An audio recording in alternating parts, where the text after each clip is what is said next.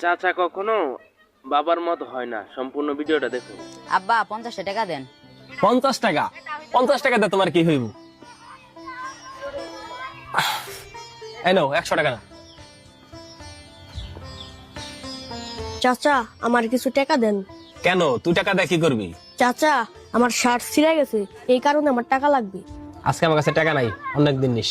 চাচা ম্যাডাম আমাকে বলছে নতুন শার্ট পরে যাইতে, আর বলছে আমি যেন ছিঁড়া শার্ট পরে কখনো স্কুলে না আসি।